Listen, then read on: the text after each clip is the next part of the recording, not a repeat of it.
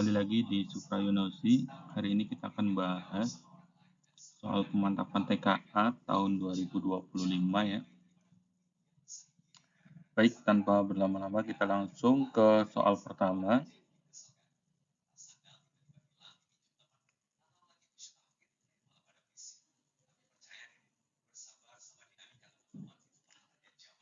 Kita baca soal terlebih dahulu. Nilai keteladanan yang dapat diambil dari Pangeran Diponegoro berdasarkan teks tersebut adalah, jadi kita fokusnya ke nilai keteladanan atau nilai-nilai yang bisa kita peroleh untuk dijadikan atau digunakan di kehidupan sehari-hari kita. Kita fokus ke ini ya, di kalimat yang kedua ini.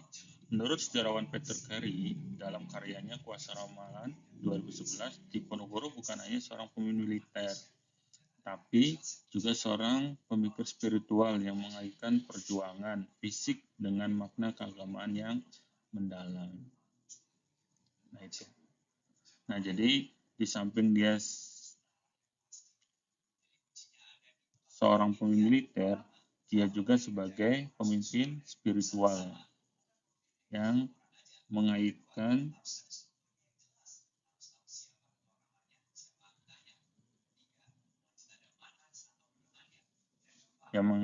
perjuangan dengan makna keagamaan. Kemudian di kalimat ketiga, selain itu keberanian dan strategi kerja yang diterapkan setelah menginspirasi berbagai bentuk bukan ya. Di kalimat keempat, oleh karena itu sudah sepatutnya perjuangan Pangeran Diponegoro menjadi acuan. Ini juga bukan. 5. Ia bukan hanya simbol perlawanan terhadap penindasan, tapi juga representasi keteguhan iman. Nah ini ya, nilai-nilai representasi keteguhan iman dan integrasi moral dalam menghadapi kekuasaan kolonial. Namun dengan segala kerendahan hatinya, Diponegoro tidak menganggap perjuangan sebagai kebesaran diri, melainkan sebagai panggilan moral demi kehormatan bangsa. Nah ini ya, jadi nilai-nilai yang bisa kita ambil dari sosok Pangeran Diponegoro. Kita cek di opsi A, keteguhan iman dan keberanian menghadapi ketidakadilan tanpa pamrih. Kalau disesuaikan dengan teksnya, ini kurang lengkap ya. Kemudian untuk opsi B, pengorbanan diri demi, nah ini, demi kehormatan bangsa. Pengorbanan diri artinya dia tanpa pamrih ya, atau tidak mengharapkan imbalan, ataupun di sini ya, kebesaran hati atau tinggi hati begitu. Artinya dia mengorbankan diri demi kebenaran yang dilandasi keimanan. Nah ini, keimanan dan tanggung jawab moral. Ini sudah lengkap, tapi kita cek ya. Cek di opsi yang lainnya. Kalau ada yang lebih lengkap, berarti itu jawabannya. Kemampuan memimpin pasukan dengan strategi militer tidak, kesetiaan terhadap pemerintah juga bukan, yang kecerdikan. Nah itu.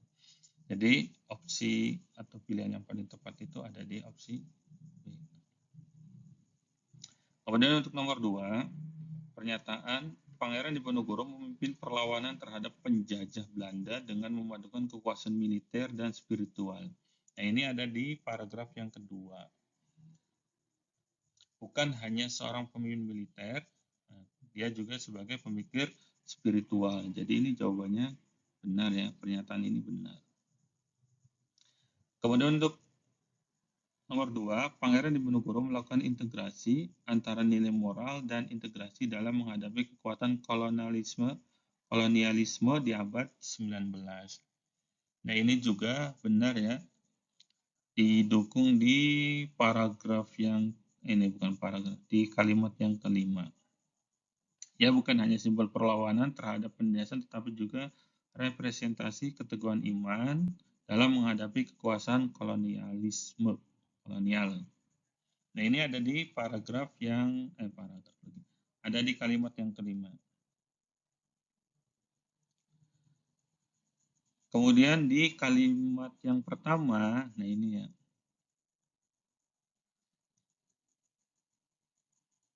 Jadi kalimat pertama itu menunjukkan latar waktu, yaitu di awal abad 19. Nah, ini sesuai dengan pernyataan yang ada di sini, itu sesuai dengan teks. Jadi jawaban untuk yang kedua itu juga benar. Kemudian yang ketiga, Diponegoro menganggap perjuangannya sebagai kebesaran diri dan sebagai panggilan moral demi kehormatan. Ini ada di kalimat yang keenam. Namun dengan segala kerendahan hatinya, Diponegoro tidak menganggap perjuangannya sebagai, nah ini ya, tidak menganggap perjuangannya sebagai kebesaran hati. Nah, sedangkan pernyataan di sini itu adalah menganggap ya. Jadi tidak sesuai. Jadi pernyataan ini dianggapnya salah. Nah, karena tidak sesuai dengan teksnya. Baik. Kita lanjut untuk nomor 3. Untuk nomor 3, kita baca dulu pernyataannya. Bagian yang menentukan dalam pengembangan teknologi dalam kecerdasan buatan. Nah, kita fokus ke ini ya perintahnya. Tentukan benar atau salah untuk setiap pernyataan berikut terkait gagasan pokok paragraf. Nah, perlu digarisbawahi bahwa gagasan pokok itu dia berada di kalimat utama. Ya. Jadi gagasan pokok itu dia posisinya ada di kalimat utama. Kalimat utama itu bisa di awal, bisa di akhir. Nanti tergantung informasinya, apakah dia informasinya umum atau tidak. Kalau misalnya dia informasinya umum, ya bisa dikatakan sebagai kalimat utama yang ada di dalamnya itu adalah gagasan pokok. Nah, jadi bagian yang menentukan dalam pengembangan teknologi adalah kecerdasan buatan. Nah, ini ya, kecerdasan buatan. Ini ada di awal. Jadi kemungkinan besar kalimat utamanya itu ada di kalimat pertama. Nah, ini ya, setelah saya baca sedikit-sedikit itu memang ini kalimat utamanya berbeda dengan pemahaman yang dalam mengenai ini adalah penjelas. Nah, jadi ini benar. Pernyataan ini masuknya benar. Bagian yang menentukan dalam pengembangan teknologi adalah kecerdasan buatan. Nah, ini. Ini masuk ke gagasan pokok dalam sebuah paragraf. Kemudian untuk nomor 2, yang kedua, pemahaman terhadap prinsip kerja dan dampak AI sangat diperlukan di masa depan. Nah, ini bukan gagasan pokok ya, melain gagasan penjelas. Jadi dalam sebuah paragraf itu ada kalimat utama yang di dalamnya ada gagasan pokok, kemudian disertai dengan penjelas atau paragraf penjelas. Nah, yang terletak di akhir paragraf sebagai dampak dari pentingnya AI. Ya. Jadi ini hanya penjelas. Jadi ini bukan gagasan pokok. Kemudian yang ketiga, kecerdasan buatan menjadi elemen penting dalam pengembangan teknologi modern. Nah, ini juga masuk ke gagasan pokok. Ada di sini ya. Ada di teksnya. Nah, ini. Di kalimat yang pertama. Telah menjadi elemen krusial dalam pengembangan teknologi di berbagai sektor. Nah, ini ya kalimat utamanya. Nah, jadi ini termasuknya pernyataannya benar.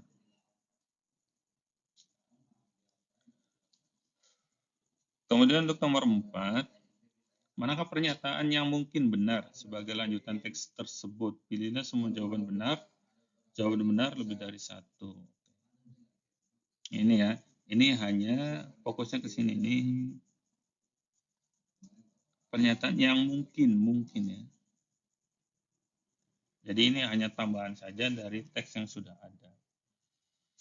Kesadaran bersama antara pengembang teknologi, regulator, dan masyarakat akan menjadi fondasi dalam menciptakan ekosistem AI yang aman dan bermanfaat bagi kemanusiaan.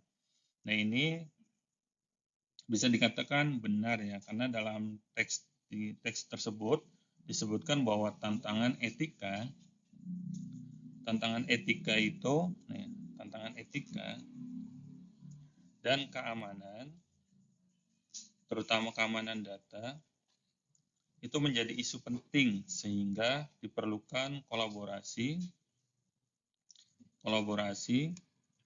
berbagai pihak agar menjadi solusi ya.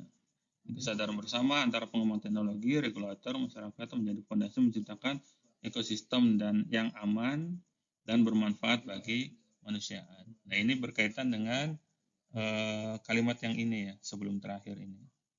Jadi ini termasuknya benar.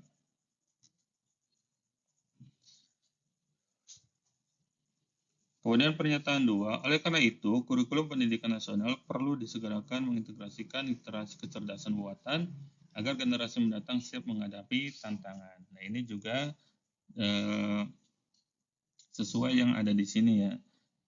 Karena di teks itu menyebutkan bahwa pemahaman AI adalah penerapan AI kini tidak hanya kita terbatas pada industri teknologi, tetapi juga meluas ke bidang kesehatan, pendidikan, hingga transportasi. Nah, jadi ini emang kebutuhan yang tidak bisa diabaikan di masa depan, sangat relevan dengan dunia pendidikan ya, terutama dunia pendidikan. Nah, ini berkaitan dengan kurikulum. Jadi ini sesuai, mungkin anggap benar. Kemudian untuk pernyataan 3, namun semua kemajuan ini akan sia-sia karena pada akhirnya kecerdasan alami manusia akan kalah bersaing dan digantikan sepenuhnya oleh algoritma komputer. Nah, ini kurang tepat ya, karena pernyataan ini terlalu pesimis begitu. Sedangkan di sini optimis begitu ya. Kolaborasi antara AI dan manusia begitu. Kali ini terlalu pesimis dan tidak sesuai dengan isi teks yang bersifat edukatif atau informatif ya. Kemudian fokusnya itu pada pemanfaatan ya. Di sini kan pemanfaatan, bukan ketiadaan peran kecerdasan alamiah manusia. Jadi emang yang dibahas dalam teksnya itu emang manfaatnya atau kebermanfaatan untuk manusia begitu, bukan yang dibahas di pernyataan yang ketiga ini. Jadi ini opsinya salah, ini pernyataannya salah, tidak sesuai dengan kondisi teks. Kemudian untuk pernyataan 4, seiring dengan hal itu, perlindungan data pribadi harus diperkuat melalui regulasi hukum yang tegas guna meminimalisasi resiko penyalahgunaan teknologi AI. Nah, ini sudah disampaikan yang ada di sini ya. Jadi, meskipun demikian, tantangan etika dan keamanan data menjadi isu penting yang harus dihadapi dalam pemanfaatan teknologi ini. Nah, ini ada di sini. Jadi ini anggap benar. Kemudian untuk pernyataan 5, hal ini menunjukkan bahwa penggunaan AI di sektor kesehatan jauh lebih berbahaya dibandingkan penggunaannya di bidang industri teknologi murni. Nah, ini juga salah ya, karena dalam teks itu tidak ada perbandingan tingkat bahaya antar sektor, misalnya teknologi dengan kesehatan ataupun dengan yang lainnya, misalnya transportasi dan pendidikan. Karena teks ini hanya menyebutkan bahwa AI itu meluas ke berbagai bidang. Penerapan ini tidak hanya terbatas pada industri teknologi, tapi meluas ke berbagai bidang kesehatan, pendidikan, dan transportasi. Jadi tidak ada perbandingan di sana. Maka untuk pernyataan 5 itu dianggapnya salah.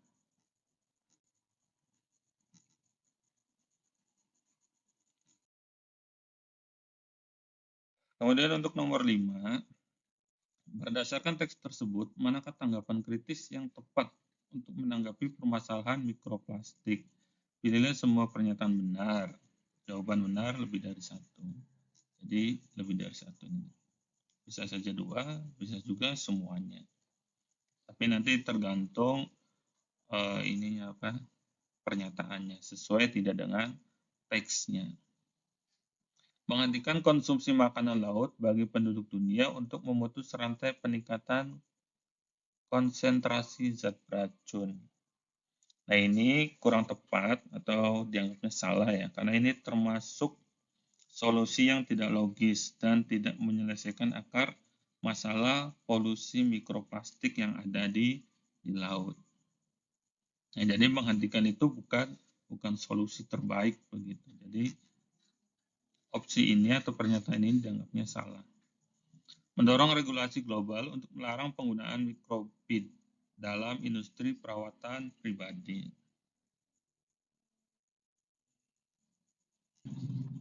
Nah, untuk pernyataan yang kedua, mendorong regulasi global untuk melarang penggunaan mikrobit dalam industri perawatan pribadi. Nah, ini ada di sini. Mendorong regulasi global untuk melarang. Jadi, keberadaan partikel ini bersumber dari dua jalur. Bagian plastik makro serta mikro yang lazim ditemukan dalam bentuk perawatan pribadi. Jadi, pernyataan ini sudah betul ya. Anda menyebutkan bahwa salah satu sumber mikroplastik adalah dari mikrobit ini yang biasanya ditemukan dalam produk perawatan pribadi. Oleh karena itu, melarang penggunaan mikrobit itu dalam industri perawatan pribadi adalah solusi yang sangat tepat begitu. Jadi ini sudah betul. Kemudian mendukung inovasi teknologi penyaringan pada tingkat rumah tangga dan industri untuk menahan laju mikroplastik. Nah, ini salah satu solusi juga ya.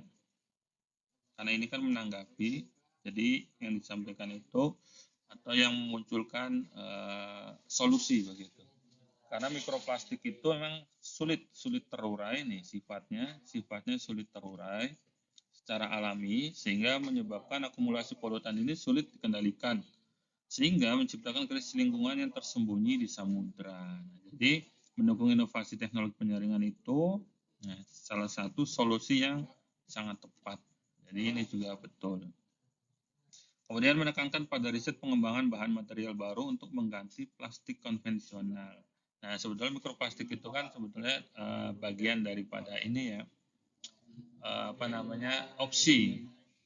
Nah, karena kondisinya yang sulit terurai, maka perlu sebetulnya ada riset-riset pengembangan atau bahan material baru untuk menggantikan plastik konvensional. Jadi ini juga masuk ke solusi yang sangat tepat sebagai atau permasalahan mikroplastik itu sendiri. Melakukan sterilisasi kimiawi di wilayah samudra untuk menetralkan bahan beracun yang menempel pada permukaan mikroplastik. Nah, ini kurang tepat ya, karena secara ilmiah dan ekonomi sterilisasi itu atau sterilisasi kimiawi di wilayah samudra tidak mungkin dilakukan. Nah, karena kemungkinan akan merusak ekosistem lautnya begitu. Bahkan lebih parah nantinya karena paparan bahan kimia baru. Jadi untuk pernyataan 5 itu tidak tepat. Kemudian untuk nomor 6, bagaimana sikap penulis terhadap penggunaan mikrobit dalam produk perawatan pribadi?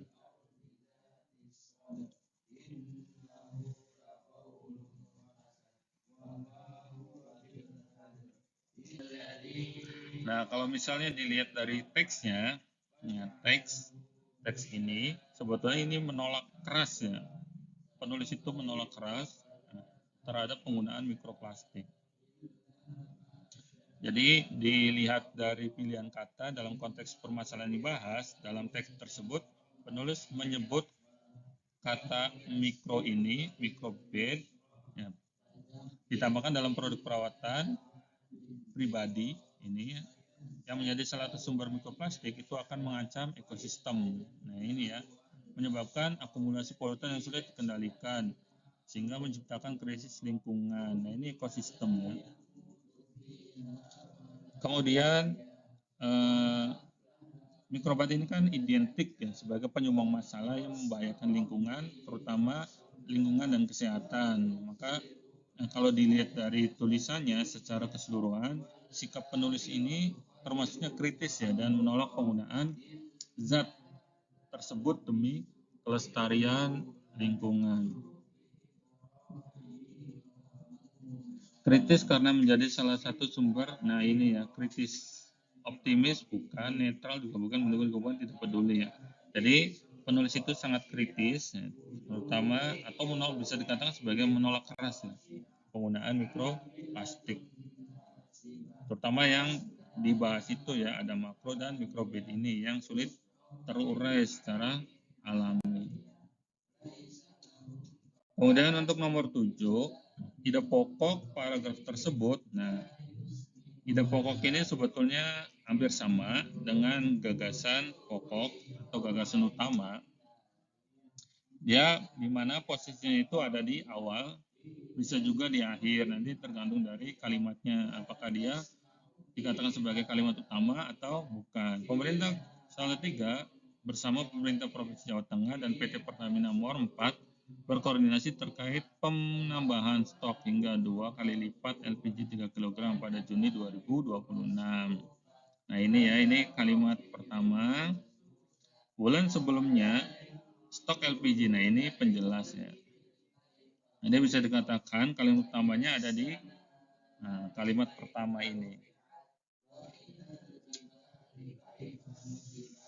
Coba kita sesuaikan dengan opsinya. Kerjasama pemerintah Salatiga dengan Pemprov Jawa Tengah. Oke, upaya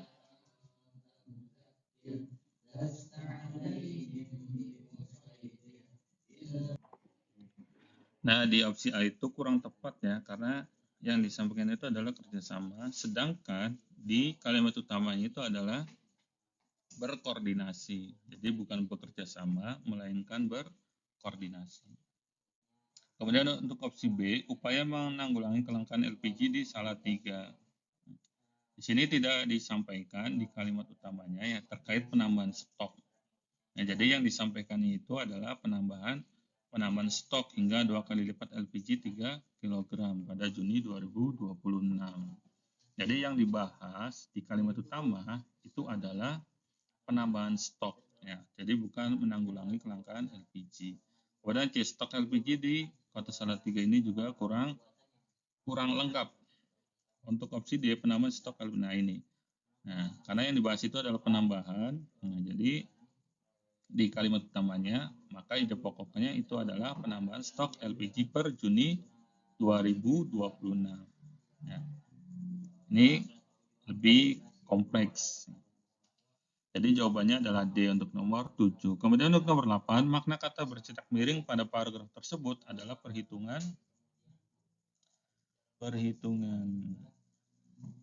Nah ini ya, makna kata antisipasi. Makna kata antisipasi pada paragraf ini sebetulnya perhitungan tentang hal-hal yang belum terjadi ya, atau antisipasi itu bentuk preventif ya, pencegahan begitu. Mengantisipasi dini atau preventif gitu, atau bahasa di ininya bisa juga sebagai mitigasi begitu ya. Oh kalau mitigasi mah ini ya pencegahan juga. Jadi mencegah, tujuannya memang sebelum hal-hal yang tidak diinginkan itu terjadi, maka dilakukan bentuk antisipasi atau perhitungan-perhitungan tentang hal-hal yang belum terjadi. Oke, kita samakan dengan opsinya. Tentang hal-hal yang belum terjadi, nah ini. Tentang hal-hal yang sudah terjadi, rata-rata terjadi, rata-rata setiap bulan. Nah, jadi opsi yang paling tepat adalah, jadi antisipasi itu adalah tentang hal yang belum terjadi. Sebagai bentuk ikhtiar begitu, usaha. Kemudian untuk nomor 9, opini redaksi terdapat dalam kutipan tajuk rencana tersebut adalah, nah ini perlu diingat ya, jadi tajuk rencana itu adalah artikel pokok dalam surat kabar yang berisi pandangan atau opini atau pendapat redaksi terhadap masalah yang sedang dibicarakan. Jadi biasanya dia artikel pokok ya dalam surat kabar, ada di koran-koran itu biasanya muncul dengan pandangannya, kemudian opini terhadap masalah yang sedang dibicarakan. Nah, kemudian opini redaksi yang ditanyakan adalah opini redaksi. Opini itu adalah sebuah pendapat. Ya, jadi konteksnya itu adalah pendapat yang disampaikan oleh seorang penulis terhadap tajuk rencana tersebut, ya, yaitu adalah pemerintah, Badan Statistika Memasukkan Pangan sebagai bentuk garis pemasukan oleh karena itu pemerintah berkepentingan menjaga. Nah ini ya yang dibahas itu adalah pemerintahnya gitu, menjaga harga pangan selalu stabil. Pada kalimat ini, kalimat yang kedua itu terdapat oleh karena itu menunjukkan tanggapan atas peristiwa yang terjadi secara subjektivitas. Jadi itu opini pribadi yang disampaikan oleh seorang penulis ya, atau redaksi penulisnya ya, atau redaksinya begitu. Jadi opininya ada di sini. Oleh karena itu, pemerintah berkepentingan menjaga harga pangan selalu stabil sebagai bentuk ini ya, apa namanya ini, berkaitan dengan memasukkan pangan sebagai penentu garis kemiskinan. Pangan selalu stabil.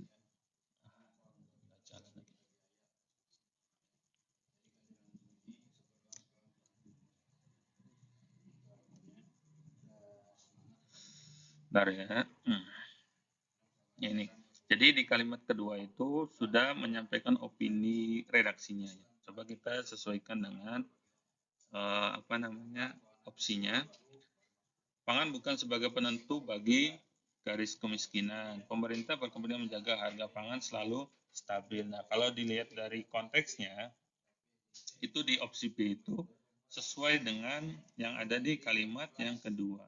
Pemerintah berkepentingan menjaga harga pangan selalu stabil. Presiden memastikan Indonesia memiliki cadangan beras. Nah ini, sedangkan di sini program presiden dalam masa jabatan keduanya adalah memastikan cadangannya. Nah itu yang disampaikan presidennya, bukan opini redaksinya. Kemudian produksi pangan dan selalu stabil, ini juga bukan, dan memiliki ketahanan. Jadi opsi yang paling tepat, opini redaksi itu ada di opsi B. Ya, aduh panjang banget.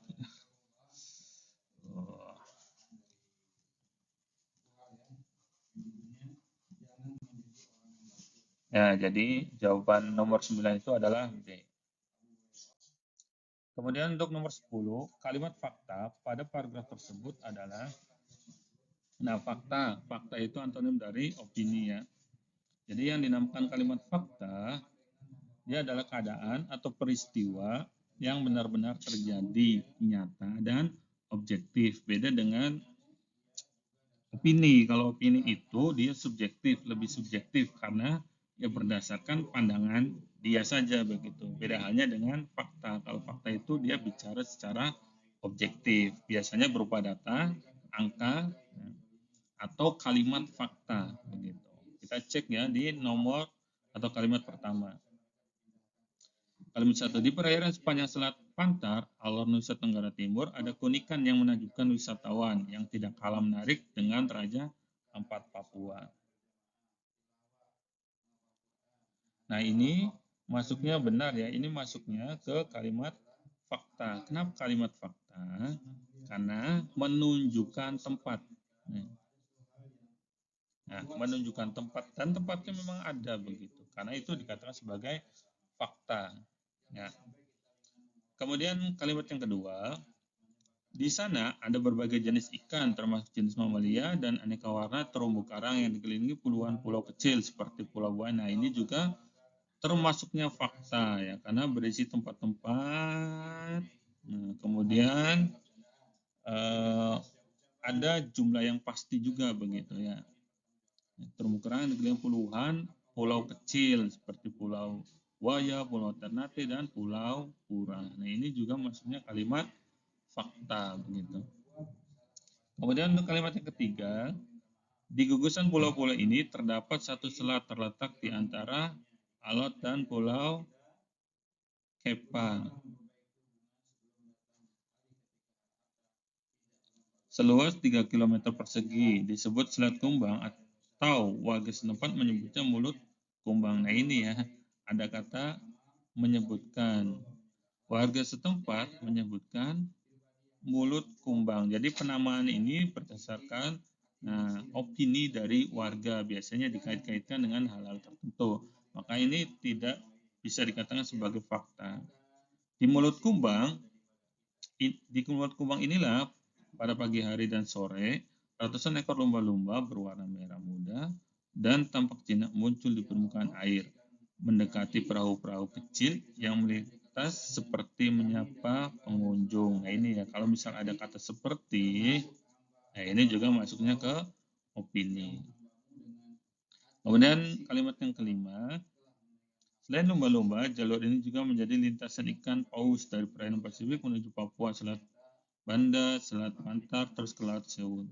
Tempat paus menjadi incaran pemburu tradisional dan warga Lamalera, Lembata. Nah, ini juga masuk ke fakta ya, karena tidak ada kata atau diksi yang menunjukkan opini begitu. Jadi yang termasuk kalimat fakta itu ada di kalimat 1, kalimat yang kedua, dan kalimat ke-5. 1, 2, 5. Jadi opsi yang paling tepat itu adalah opsi B. Kemudian untuk nomor 11, kalimat tanya yang sesuai dengan isi paragraf. Kalimat tanya yang sesuai dengan isi paragraf tersebut adalah, jadi kalimat tanya ini yang ada jawabannya di teks ini. Mengapa lumba-lumba hanya muncul pada pagi dan sore hari? Nah, di sini tidak dijelaskan ya. Di sini di kalimat dari mana? Nah, ini ya. Di mulut kumbang inilah pada pagi dan sore hari ratusan ekor lumba-lumba berwarna merah muda tampak jinak muncul di permukaan irit. Dengan air mendekati perahu-perahu kecil melintas seperti ini. Jadi tidak ada alasan di sana ya. Tidak dijelaskan begitu alasan. Jadi opsi A ini tidak termasuk jawaban. Mengapa ikan paus dari perairan Pasifik melintas di Selat Pantar? Selat Pantar dari mana? Nah, ini Selat Pantar ya. Jalur ini juga menjadi lintasan ikan paus dari perairan Pasifik menuju Papua, Selat Banda, Selat Pantar. Mengapa? Nah, ini juga tidak disampaikan jawabannya yang ada di sini. Kemudian untuk opsi C, bagaimana cara mencapai tujuan wisata Pantai Selat Pantar? Bagaimana cara mencapai tujuan wisata? Nah, di sini juga tidak disampaikan ya, tidak disampaikan cara-cara untuk mencapai tujuan wisata Selat Pantar. Kemudian opsi D, apa yang unik dan menakjubkan dari wisata Pantai Selat Tampar? Nah, coba kita lihat. Nah, ini ada ya jawabannya itu pada kalimat yang kedua. Di sana ada berbagai jenis ikan. Nah, ini namanya keunikannya. Sesuatu yang tidak dimiliki di pulau-pulau yang lain atau di selat yang lain, di selat yang lain. Termasuk jenis mamalia dan aneka warna terumbu karang. Nah, yang dikelilingi puluhan pulau kecil seperti Pulau Buaya, Pulau Ternate. Nah, ini ada jawabannya ya. Jadi di opsi D ini pertanyaan yang ada di D itu ada jawabannya di kalimat yang kedua. Berapa ekor lumba? Nah, ini juga tidak ada ya, karena tidak dijelaskan berapa-berapanya begitu. Jadi opsi yang paling tepat adalah opsi D.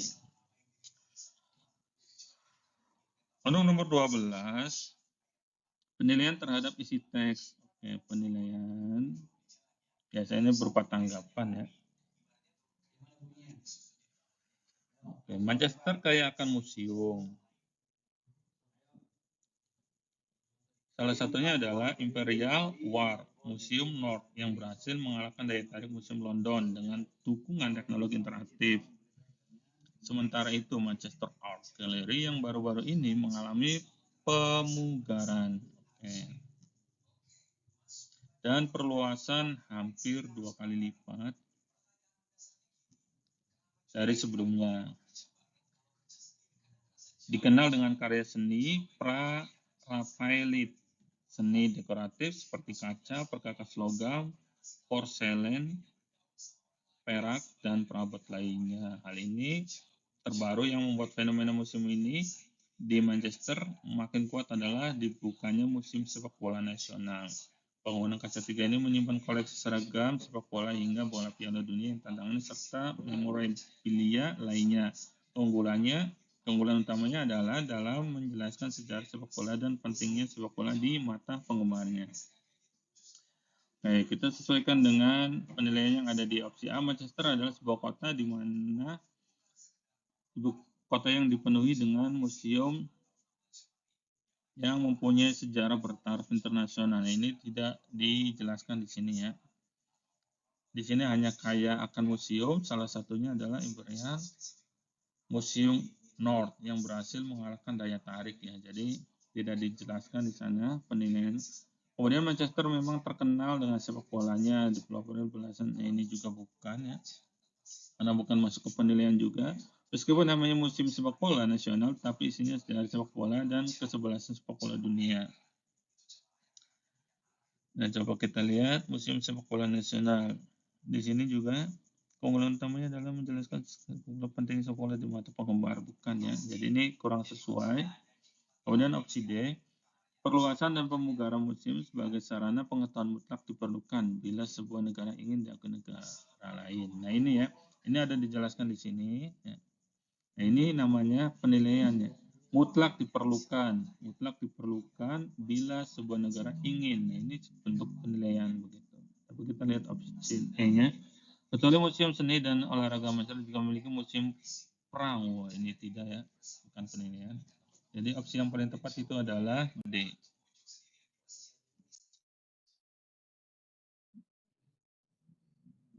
Kemudian untuk nomor 13, berilah tanda checklist pada kolom benar dan salah setiap pernyataan berikut sesuai dengan bacaan.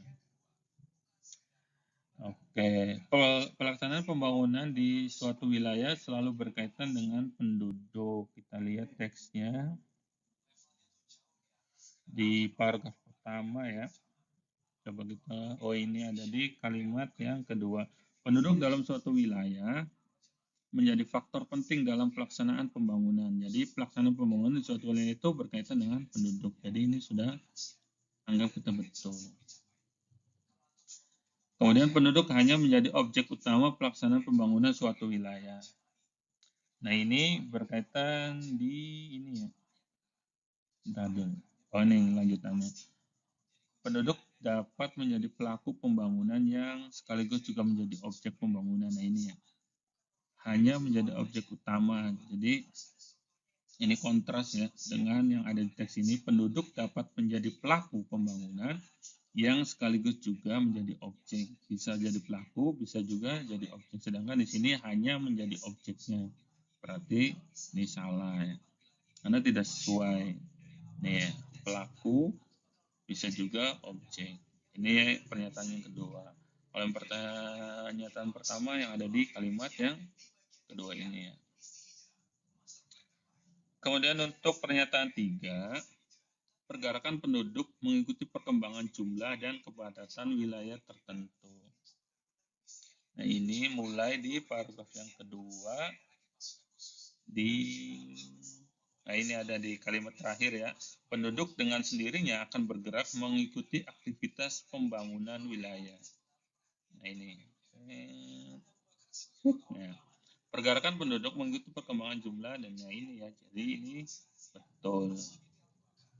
Kemudian pernyataan 4, persebaran dan konsentrasi penduduk sangat dinamis karena kemajuan sarana dan prasarana. Nah ini ada di mana ya? Ini ada di paragraf yang kedua. Nah ini ya, di kalimat sebelum terakhir, kalimat kelima mungkin ya, atau keempat. 1, 2, 3, 4, ya kelima ini ya. Pada saat ini, mobilitas penduduk didukung dengan sarana dan prasarana yang memadai, sehingga persebaran penduduk menjadi dinamis. Ya, persebaran dan konsentrasi penduduk sangat dinamis. Ya, ini juga betul, karena sesuai yang ada di teks. Kemudian pernyataan 5,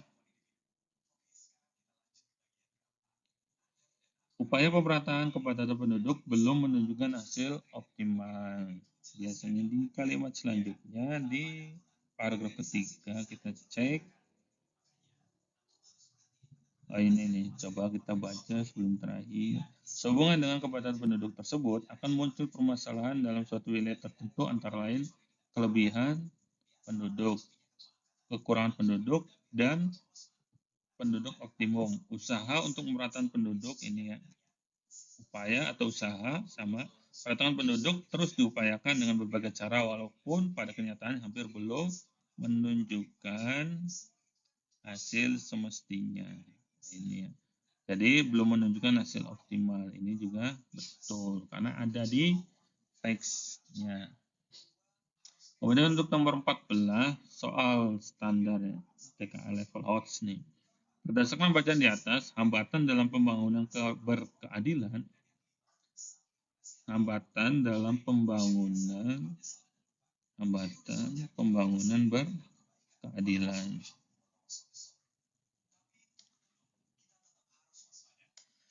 Ini ada di mana? Nah, ini ada di kalimat terakhir di paragraf pertama ya. Nih, pengambilan kebijakan di suatu daerah akan terasa dipengaruhi oleh jumlah penduduk, kemudian pertumbuhan, persebaran, serta kepadatan penduduk. Nah, ini kalimat ini menunjukkan hambatannya. Jadi, pengambilan kebijakan di suatu daerah itu akan sangat dipengaruhi oleh jumlah penduduk, persebaran, serta kepadatan penduduk. Nah, ini masuk hambatan dalam pembangunan berkeadilan. Ya, jadi terkait dengan pengambilan kebijakan. Jadi ini menjadi hambatan. Coba kita sesuaikan. Pengambilan kebijakan tidak sesuai. Oke, persebaran, pembangunan tidak menjangkau. Nah, kalau dilihat dari kalimat yang ini, itu jawaban yang paling tepat itu ada di opsi A. Pengambilan kebijakan tidak sesuai dengan kondisi daerah karena disamaratakan ya. Jadi tidak sesuai kebijakannya begitu. Ini berdasarkan dari kalimat yang terakhir di paragraf pertama. Kemudian yang terakhir nomor 15, dampak yang diperkirakan dapat terjadi jika porsi gas oksigen di troposfer lebih dari 21%. Ini ya, 21% gas. Nah, kira-kira apa yang terjadi? Kita fokusnya ke gas oksigen. Mana gas oksigen? Ada gas nitrogen. Gas oksigen adalah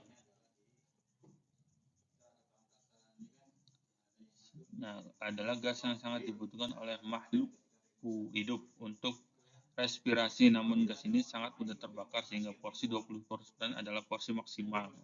Nah, ini ya, sangat dibutuhkan.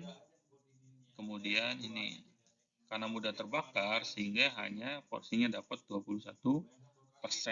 Dampak yang diperkirakan dapat terjadi jika porsi oksigen troposfer lebih dari ini adalah porsi maksimal yang tidak membahayakan. Nah, ini kontras dengan ini itu bisa jadi nanti dampaknya adalah bisa jadi nanti meningkatkan kemungkinan terjadi ledakan ya. Bisa juga karena ledakan memungkinkan ledakan. Nah, nitrogen, gas lapisan troposfer, kondisi seluruh mengalami perubahan. Nah, jadi sebetulnya 21% itu memang udah maksimal banget ya, sudah ideal begitu, tidak berbahaya. Tapi kalau lebih dari itu, berarti sangat berbahaya. Coba kalau kita lihat dari opsinya, meningkatkan kemampuan respirasi. Nah, ini tidak ya, karena idealnya itu sudah 21%. Kalau misalnya lebih dari 21% itu justru bisa jadi sangat berbahaya begitu. Kemudian mengurangi presentasi kandungan gas tidak, meningkatkan kemungkinan pembentukan NO, nitrogen, NO tadi apa?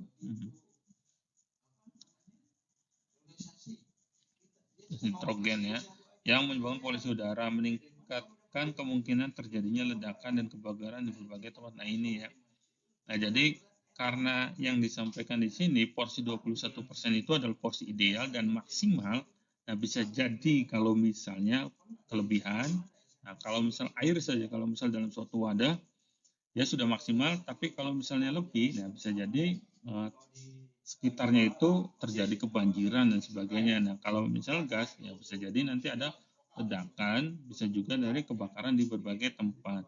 Nah, jadi opsi yang paling tepat itu ya, berdasarkan kalimat terakhir di teks ini, yaitu ada di opsi D.